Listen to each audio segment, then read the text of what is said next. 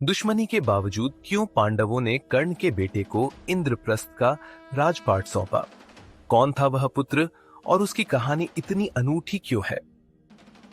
महाभारत की कहानी में ऐसे कई रहस्य छिपे हैं जो आपको सोचने पर मजबूर कर देंगे। महाभारत की गाथा केवल एक युद्ध की कहानी नहीं है। ये रिश्तों, संघर्षों और वीरता की अनगिनत परतों का संग्रह है। हर पात्र का अपना महत्व है, लेकिन इनमें से एक अनदेखा अध्याय कर्ण के पुत्रों का है।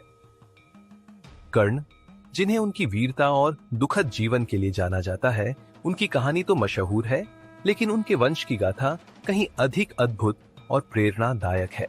कर्ण का जन्म एक दिव्य वरदान से हुआ था। माता कुंती ने सूर्य देव से मिले आशीर्वाद के कारण कर्ण को जन्म दिया, लेकिन समाज ने उन्हें सूत पुत्र कहकर ठुकरा दिया। कर्ण का पालन पोषण अधिरथ और राधा ने किया, जिन्होंने उन्हें अपना बेटा मानकर बड़े आदर से पाला। कर्ण ने अपने माता पिता की इच्छा का सम्मान करते हुए रुशाली से विवाह किया। उनकी दूसरी पत्नी सुप्रिया थी। कर्ण और उनकी पत्नियों से कुल 9 पुत्र हुए: सत्यसेन, सुषेण, शत्रुंजय, द्विपात, वृषसेन, वृषकेतु, चित्रसेन, प्रसेन और बनसेन। महाभारत के महायुद्ध में कर्ण के 8 पुत्रों ने हिस्सा लिया, लेकिन युद्ध के अंत तक केवल वृषकेतु जीवित बचे। ये वही वृषकेतु थे जिनके बारे में महाभारत की कहानियों में बहुत कम जिक्र मिलता है, लेकिन उनकी भूमिका उतनी ही महत्वपूर्ण थी। महाभारत के युद्ध के बाद जब पांडवों को यह ज्ञात हुआ कि कर्ण उनका बड़ा भाई था, तो यह सत्य उन्हें अंदर तक झकझोर गया। ये वही कर्ण था जिसे उन्होंने हमेशा शत्रु माना और अंततः युद्ध में हराया। लेकिन जब कर्ण की पहचान और उनकी वीरता का वास्तविक स्वरूप उनके सामने आया, तो पांडवों ने अपनी दुश्मनी को भुलाकर वृषकेतु को सम्मान देने का निर्णय लिया।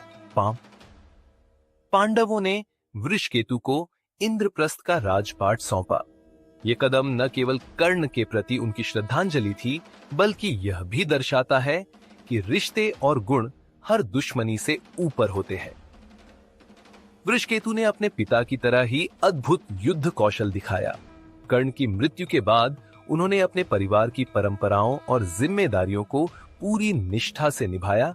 पांडवों का उन्हें इंद्रप्रस्थ का शासक बनाना यह प्रमाणित करता है कि कर्ण और उनके वंश को उचित मान्यता और सम्मान दिया गया। कर्ण के पुत्रों की कहानी महाभारत के गहन और अनकहे अध्यायों में से एक है। ये कहानी केवल युद्ध और वीरता की नहीं है, बल्कि यह भी सिखाती है कि सम्मान और रिश्ते हर संघर्ष और दुश्मनी से बढ़कर होते हैं। महाभारत की यह गाथा कर्ण के त्याग, उनकी वीरता और उनके वंश की महत्ता को हमेशा जीवित रखेगी। वृषकेतु का इंद्रप्रस्थ का शासक बनना इस बात का प्रमाण है कि सच्चे योद्धा और उनके वंश को इतिहास कभी नहीं भूलता।